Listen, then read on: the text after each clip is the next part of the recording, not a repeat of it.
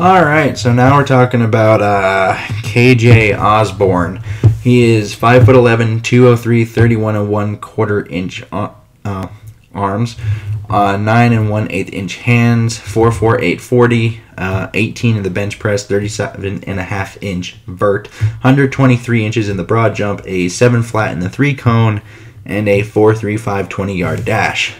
So I think he does have the ability to win at every level of the field.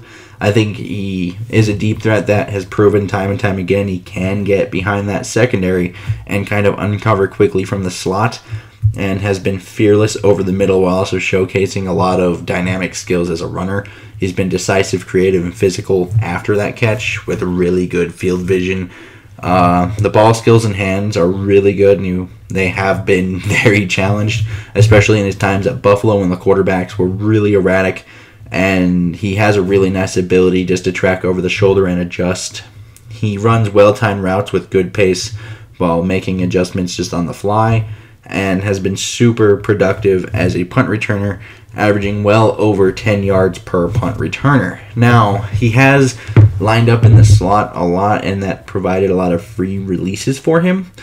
So, assuming there is a preseason given, circumstances, it will be interesting to see how he would handle some press if he's on the outside, because he does have that. He showed that game-breaking speed both at Buffalo and Miami, and it was kind of nice to see that he was even willing to get past guys in the ACC. So I think the route tree has overall been limited, but he's really good at running what he does run. But like I said, a lot of it's slot stuff and a lot of timing stuff, which unfortunately we already have a lot of that with Tajay Sharp, Adam Thielen, Justin Jefferson now, and now we add KJ Osborn to the list here. And we have that press question once again. But I think he'll compete right away for potentially both returner spots. He might be the favorite to be the punt returner right now, and I think he could potentially end up being the 5th guy on the receiving chart if everything goes well for him, although I'm not banking on it. Overall, I think we get a good player, like in terms of depth, but I don't know if he's really going to make that great of an impact on offense. We could potentially see some jet sweeps or some screens to him just because you see that returner come out in him. But other than that, I'm not sure you see him contribute much other than returns. And you may not even see him come in, take those jet sweeps or take those screens very often, because you could easily see them giving that to Justin Jefferson. Obviously, you have Dalvin Cook. Maybe Irv Smith gets involved in it. So it is what it is. I think for the most part, he's going to come in, be at least our punt returner.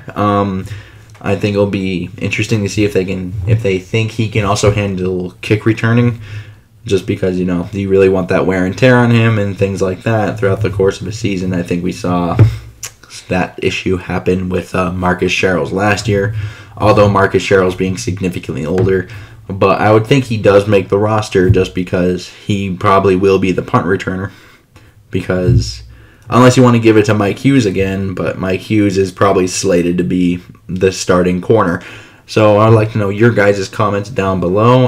Like and subscribing, helpful. And until next time, I bid y'all